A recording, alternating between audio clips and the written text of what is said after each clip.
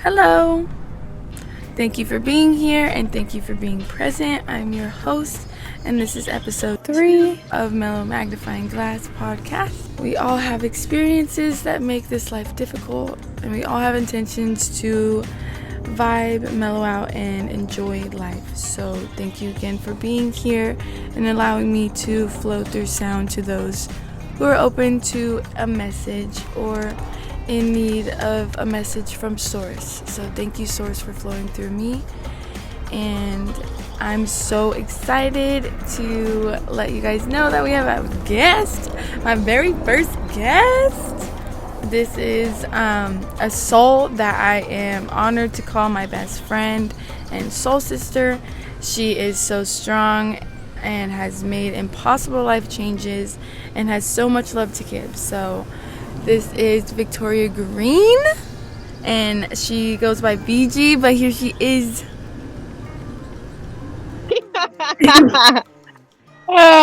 Thank you so much for inviting me. I'm so excited. Oh my gosh. I'm like all the I know. Me too. Also, I wish I could be there in person, but it's all good because For real. Out. Yeah. No, so VG's tuning in from Hawaii. Period. And I'm in Cali. The island back. Yeah. Blue skies. Sunny days. You know what I'm saying? Yeah, so I'm so excited to have you here, and thank you for being willing to share your experiences and share experiences so that other people can learn from them and take what they need from it. So thank you. Yeah, definitely. All right, let's jump into the episode specifics.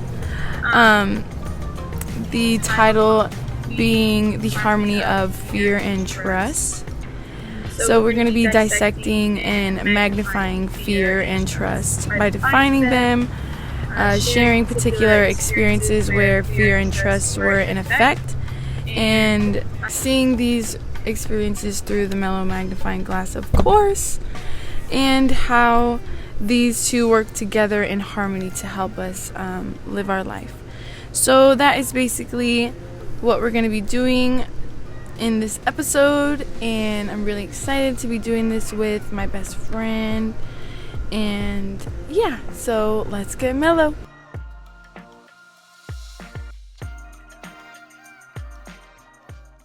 Let's start off with what is fear. According to Ralph Adolphs, the professor of psychology, neuroscience, and biology at Caltech, a Stanford graduate, and once the director of brain imaging at Caltech for 5 years in 2008. So he defines fear in his article as, I quote, "Fear is an interviewing variable between sets of context-dependent stimuli and suites of behavioral response." So what does fear mean to you? Fear, to me, I define it simply as a sign. I don't really, I feel like if I put too many words to it or too much detail to it, then there's a trickle down effect. So if I simply keep it surface level of fear is a sign, and I just need to when you're driving down the street, you see a sign and it's just a second. You don't really hold the sign and take it with you, and you're you know what I mean? You don't do that. You pass the sign. You just read it, and that's it, and you keep going. You're okay, there's windy roads ahead. You know what I mean? Okay, elephants can be crossing if you're in, wherever you're at. You know what I mean? So that's how I view it. I try to keep it really surface level, so I guess to protect myself. Okay, you would use fear as a you would define it as a a protection mechanism. Definitely, yeah. How would you define it? Fear. I would define fear as a lack of certainty and a lack of control of knowing, really. Yeah. of knowing, To just really. put it in simple terms. Yeah. I Yeah. feel like to just put it in simple terms, it's just I really love that. That's like gives me totally different perspective on that. Like yeah, for sure. that's like the foundation of fear is like fearing what you don't know what's gonna happen. That's like what I'm like receiving from you, you know? It's like I wouldn't say a lack of control, it's a lack of certainty Yeah. and you want control of Yeah. it. So it's Ooh, like yeah. scratch that actually. Ooh, It's not a lack of control. You want the control of having like the knowingness of it, but you don't have the knowingness of it, so that's why you're fearful. You know? Does that make sense? Yeah. That can create like frustration because like you want to control that.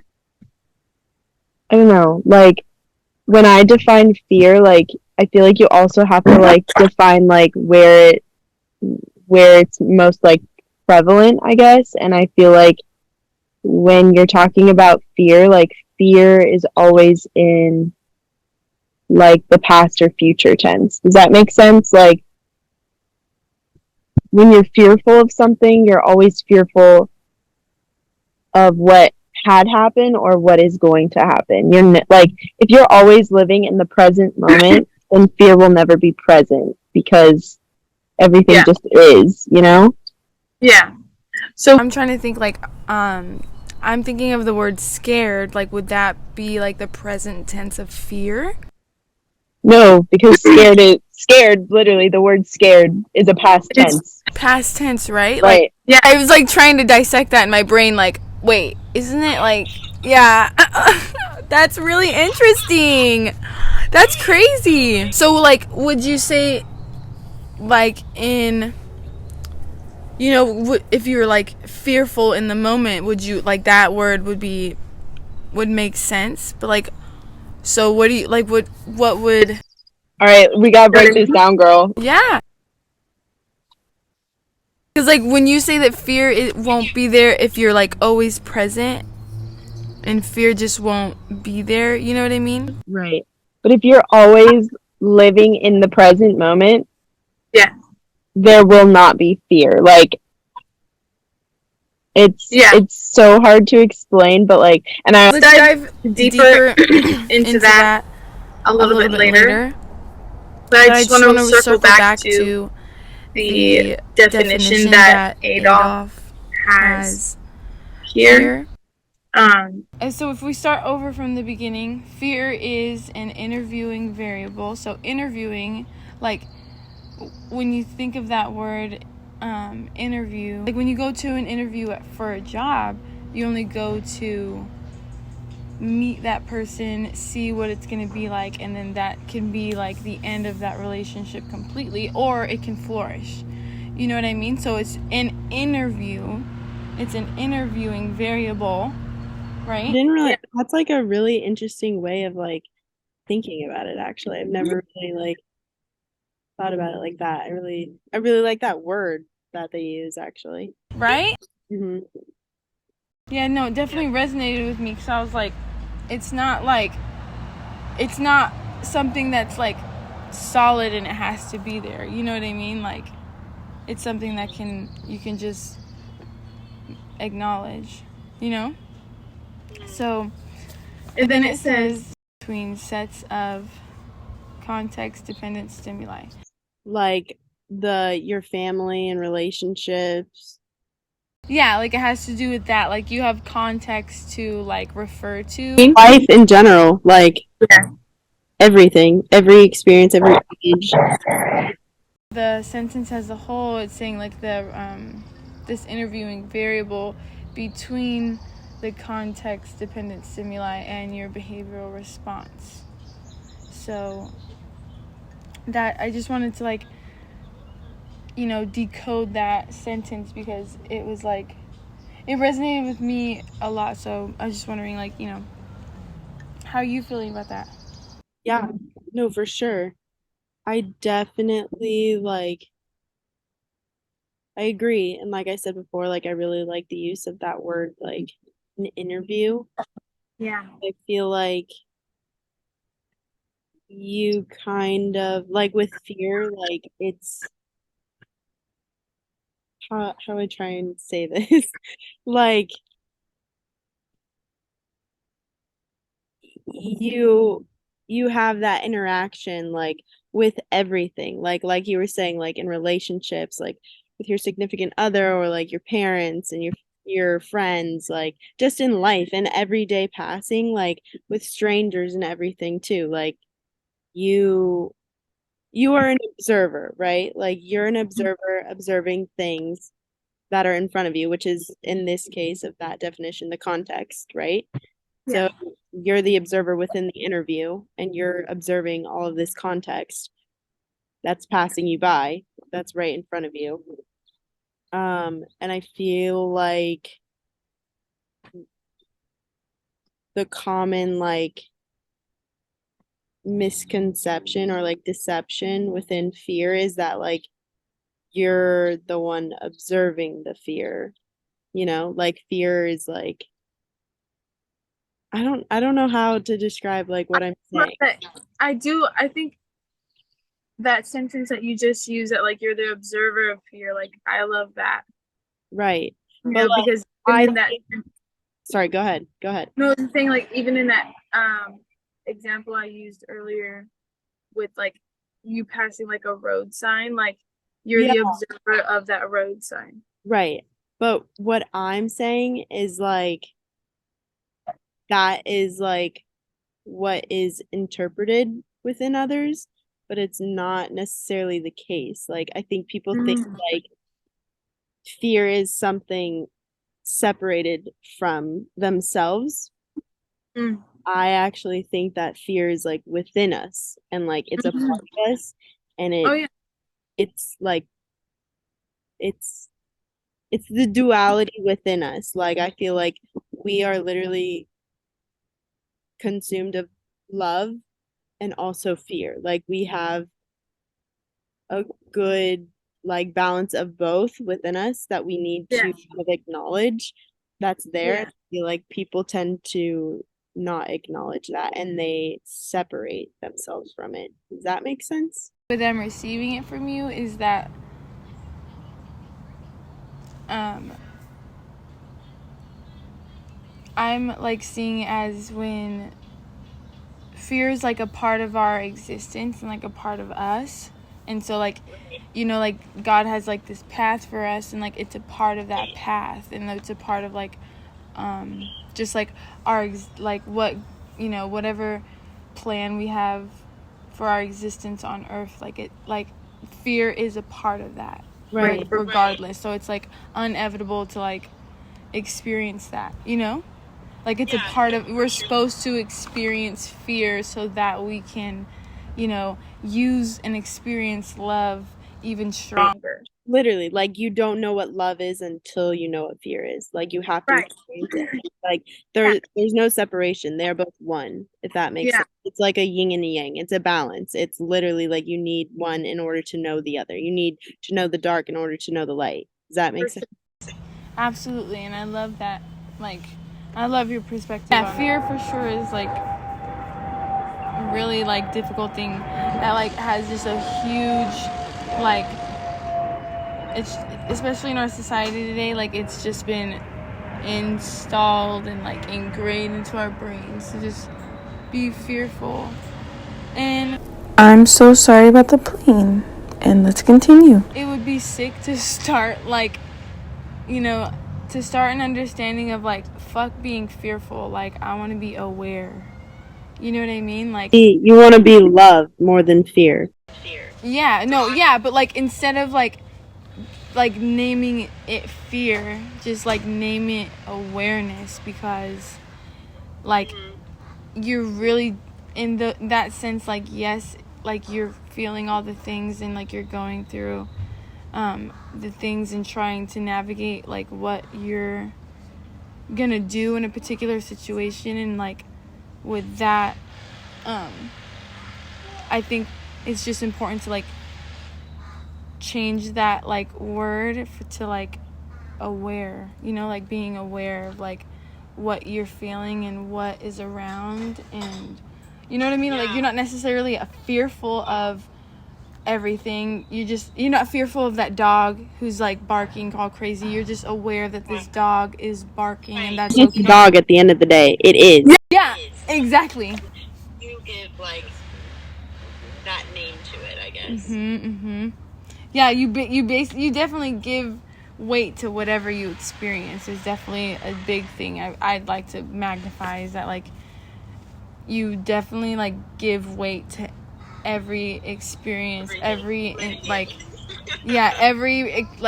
encounter, every single thing that happens. Like you give the weight to that. It depends on how strong you are, how much you want to hold on your shoulders, you know? Yeah. So I think we did a really good job of identifying fear. I think it's good we are at a good place to jump into the next question, being how do we identify fear?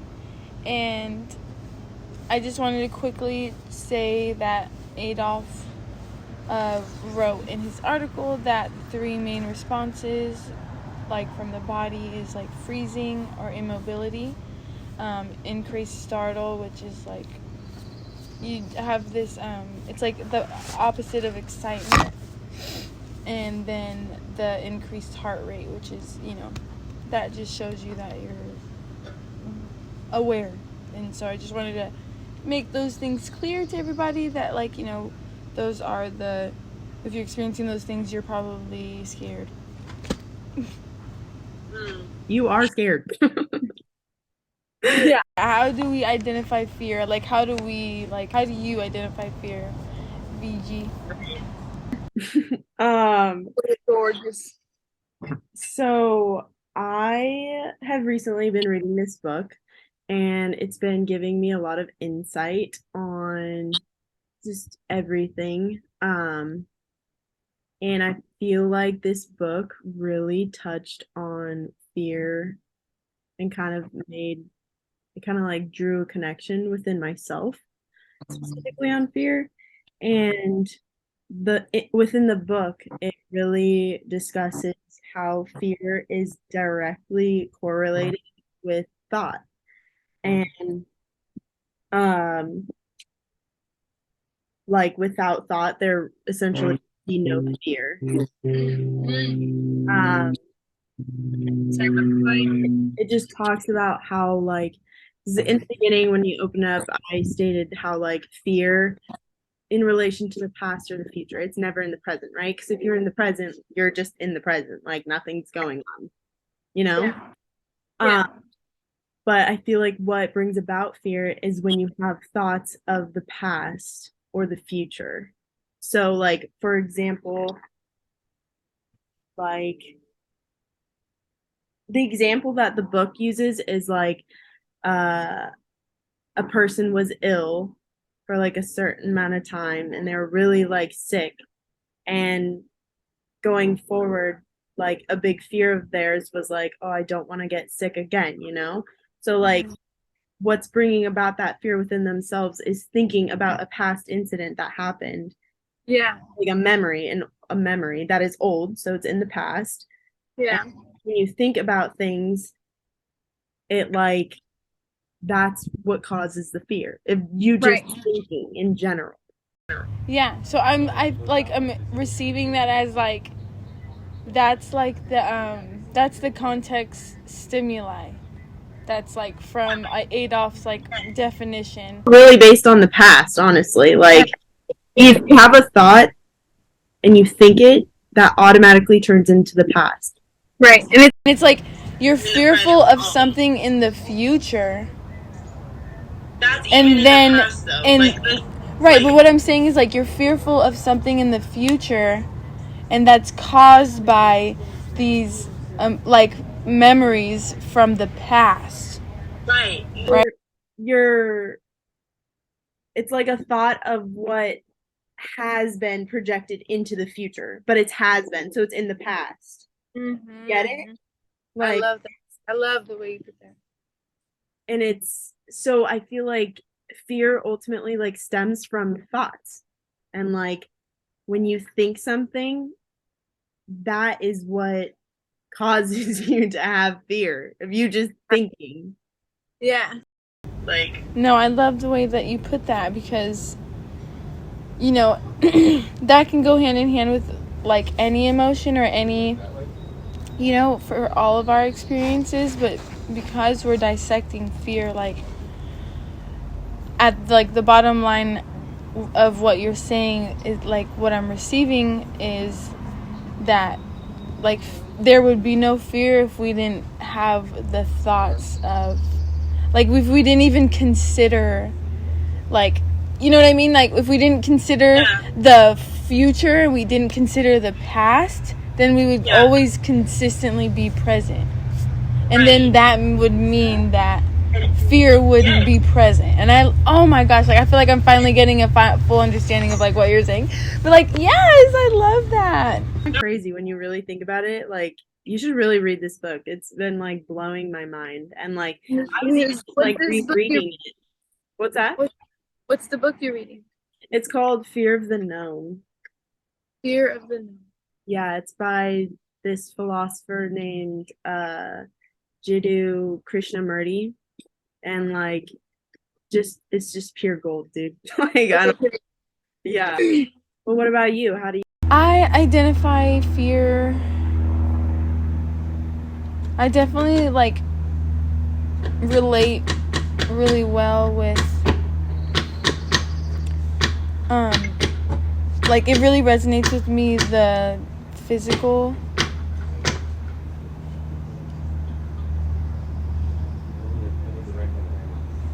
what resonates with me from Adolf is like the physical actual like responses that we have.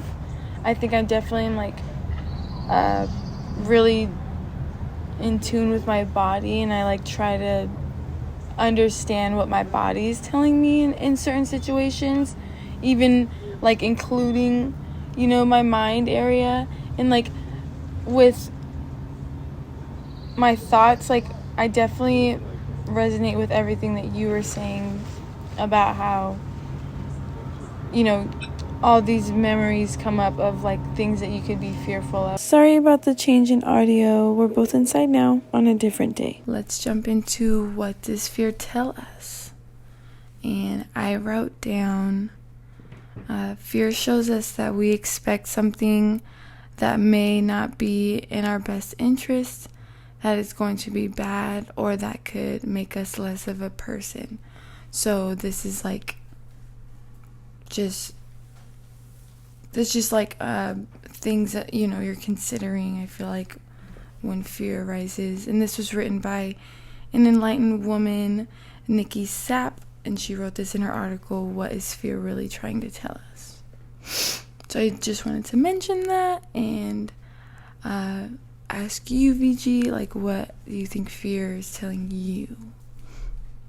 What fear is telling me? Yeah, like, what do you think, you know, fears are telling you? Like, how would the fears be, like, how do fears communicate to you, or what, you know, that type of thing? What are they communicating to you? I think ultimately what fear tells me is that I don't truly want to face myself. Like my genuine self as is, you know, broken and traumatized and yeah, just all the baggage that comes with me, within me and within myself and my identity or my ego. I feel like the fear really shows me my raw, authentic self, who's a little bit scary.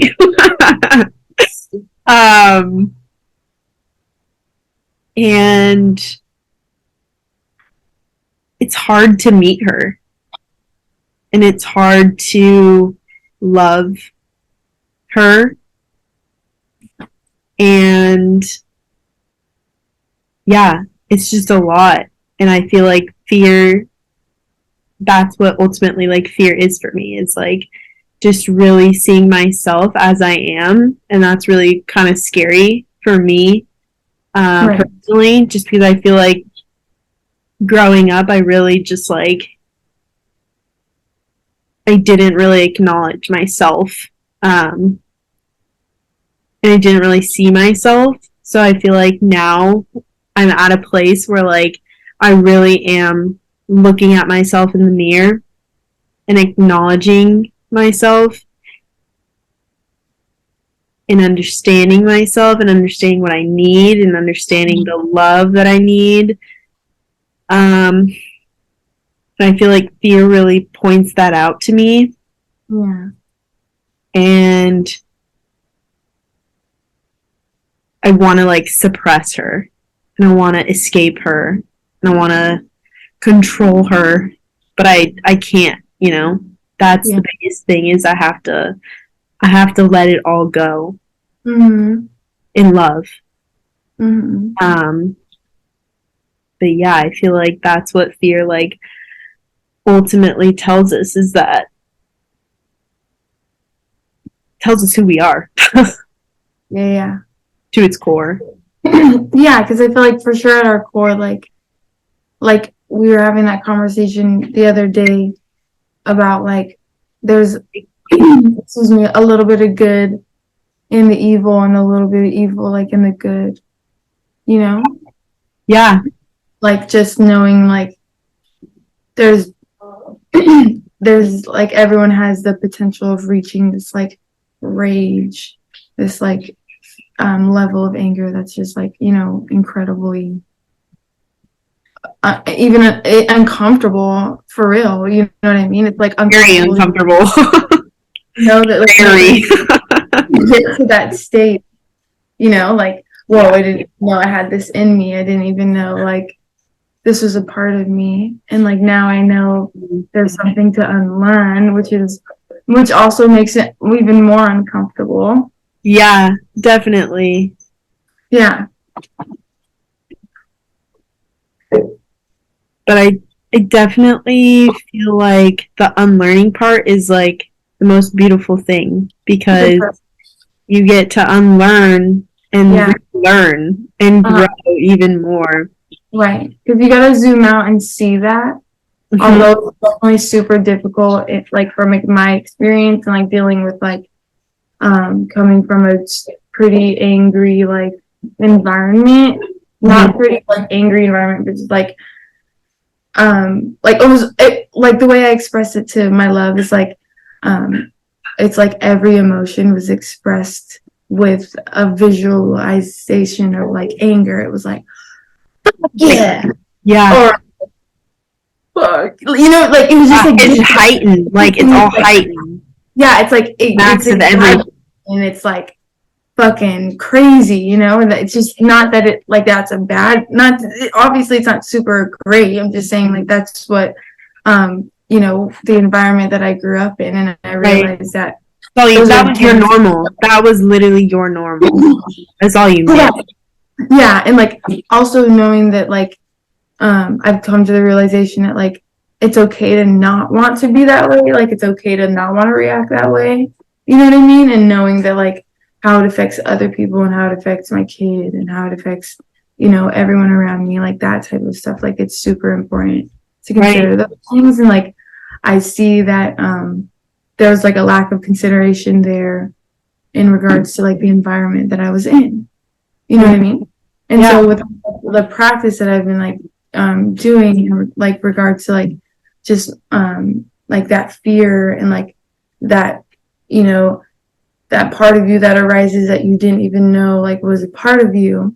And when it feels like super difficult in those moments of like, you know, and you're in the moment and you're 100% aware that you're being that girl, that you're being her, like you're her right now, you know what I mean? Like, and you don't want to be her, but you're her, and you like, and it's like you feel trapped in her, and you're sitting there talking to yourself like, you sound dumb, you shouldn't even be saying what you're saying. I know what you're saying is hurting the other person that you're talking to. There's no reason for you to even be like, you know what I mean? And like you're talking to yourself and you're aware of it. And I feel like that's for sure like a difficult moments to get into when you're in your like unlearning phase. You know what I mean? Because you do have to sit there and be aware, like, oh my gosh, like, okay, but each time that time arises, you're more and more aware and more able to stop it. Yes. Nip it in the butt quicker. And that's okay. It's okay to have the flare-ups because at least for me, I know, okay, I got there. Nip it, girl, nip it. Find a way to nip it. Find a way to nip it. Like, that's what I do. Like, that's what I've come to.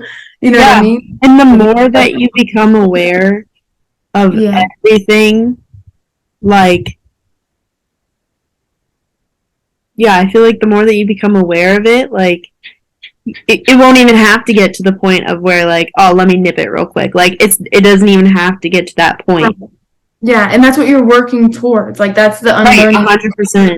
You're unlearning. There will not have to be an action out of a reaction. Correct. Like, you just won't even have those thoughts, you know? Yeah, because with practice, it'll come natural to be like, okay, that's not comforting and that's upsetting, and I obviously feel offended. But I know I'm capable of reacting to this person with love and showing them love. Right.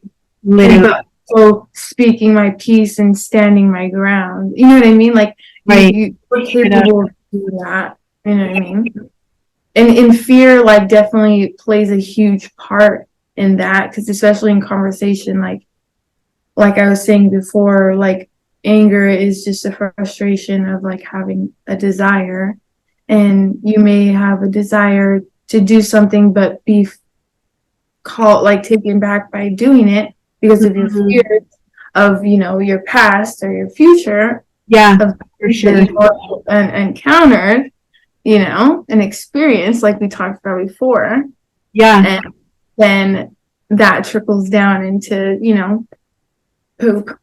But you're just in a poop state and you're like, what do I do? Literally. Yeah, so, and it's okay to get there, but know that you can always shovel yourself. Yeah. Since we're on the topic of fear, I really feel called to read this journal entry that I wrote. Really short, sweet, and simple. But my friend, she got me, the We're Not Really Strangers, like, little card deck. Have you ever heard of that before? No, can you tell me a little bit more about it? Yeah, it's just like a deck of cards that has, like, these questions on it, and I guess it's a game, but it's called We're Not Really Strangers, and there's, like, different packs. It sounds really cool. It's like, uniting, really. Yeah, it is, and some of them go, like, deep, and you're like, damn. But there's, like, a self-reflection pack, and my friend Emma got me the self-reflection pack, and it comes with, like, a journal. It's kind of nice because journal is, like, reflective, and you can literally like, see yourself, so it's like really powerful. But yeah, and then, like, it comes with a deck of cards with it as well, and, like, each card just has a question, and you kind of just reflect on yourself, and you go through it and answer it just for yourself, and then you, like, write your answers in this journal, and it's really just, like, a really good self-reflection, and it's just a good way to be truly honest with yourself, really. But anyways, yeah, so I was meditating the other day, and during my meditation I just felt really drawn to take a card and do a little journal entry. So I did. I just chose a random card. And the card read, "What do I keep doing that keeps hurting? Why do I keep repeating this behavior?" So I just wrote a little snippet. And I said, "I continue to close myself off to love and allow fear to take over, which in turn leads to self-doubt or self-sabotage. Unfortunately, I repeat this hideous cycle because it's a sense of control. If you, or I guess I should say I, think about it, and I mean truly dig deep, love is letting go. Surrendering to freedom is unknown territory that is undeniably scary. So for me, it is always easier to choose or want control when the alternative is so petrifying.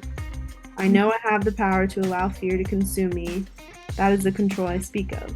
But if I can build it up with so much mastery at hand, then it seems to me that I can inversely tear it down with a blink of an eye. This is when all the love that I carry within and around me starts to flood. I'm uplifted and floating on top of all that is love." Mm-hmm. Yeah. Wow. That is so powerful. Yeah, it just I don't know, it really connected to, this topic, and yeah. Well, I just want to thank you for sharing that. And thank you, behalf of all the listeners, because wow, that's incredible. That's so deep, BG. Yeah, it's just, I feel like fear is definitely something that I've struggled with for a while. So yeah, I understand that it's rough. It's rough out here. My goodness. But the battle is it's enduring, and it just makes you stronger. For sure. Yeah. And that's definitely what makes it worth it, because at the end of it, you just come out stronger regardless. Yeah. Yeah. Even when you're in the craziness of it all, Mm-hmm. just remember that on the other side of it is love, and that it's only gonna build you up. Yeah, and strength. Mm-hmm. For real. So I want to ask, would you say, the general observation of fear being that fear protects us, would you agree to that in a way, it protects us? I just wonder how you feel about that. I think on a surface level, from a certain perspective, yeah, I guess. Yeah. It's like a human nature to sort of protect us, is the fear. Mm-hmm. It's really ultimately hurting us. Mm-hmm. Yeah, for sure. I think it's definitely a defense mechanism for ourselves, but it's really only holding ourselves back from our true self, Right. Yeah, and our true capabilities. Yeah, for sure. 100%. Mm-hmm. And this is I feel I just want to make it clear. This is for going for if you're obviously in a situation where your fear is 100% valid. No, right. No one's talking about your life is at stake. No, 100%. Involved and you're fearful of it. Right. No, 100%. Fear is protecting you, my God. That's different type of fear. It's protecting you. Right. Right. As that basic, for sure. I love that you say surface level. At that basic, for sure, fear in that sense, 100%. But when I feel when it comes to our desires and our dreams and our the deep shit. Our yeah, exactly. Yeah, I feel fear is should be for sure invalid. But on the other hand, if fear is valid in the way of I would say like the physical sense. It's fearful. It's 100% to be fearful, like, when you're in a relationship and being, fearful of, if you're catching your man fucking on his, phone doing shit and you're fearful of him doing shit, then your fears are valid because you've already seen that he's being unfaithful to speaking to other women. You know what I mean? Like that is a valid fear. That's like a surface level. Another surface level example that's like quite common, unfortunately, like that's just something that's like there. Right.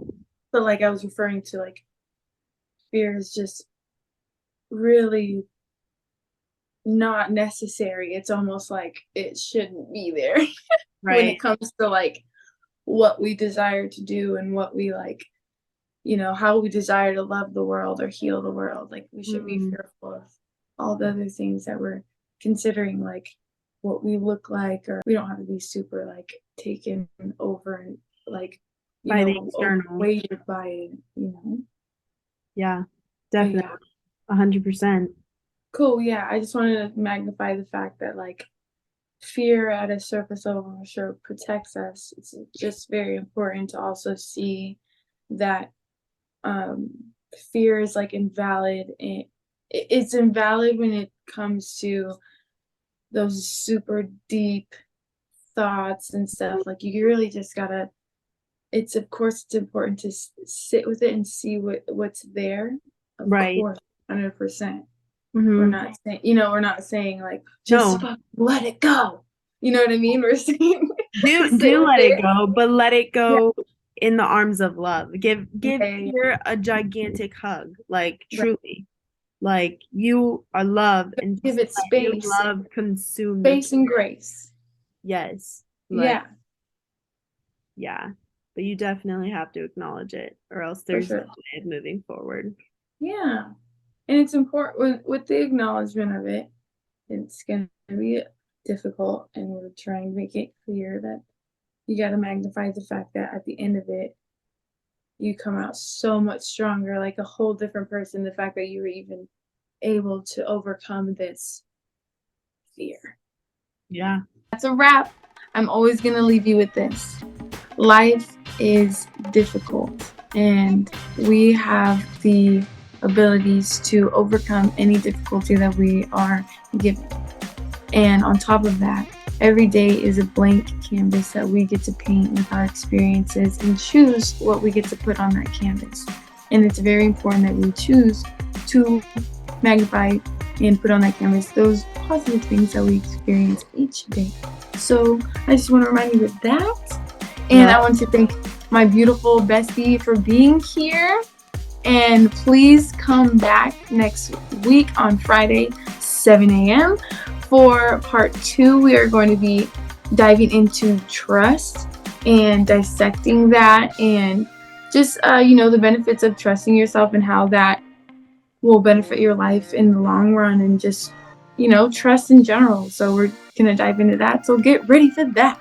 I hope you guys have enjoyed VG. She's freaking amazing, and she's got so much light to give, so much great wisdom to share, and just the absolute angel put on this earth.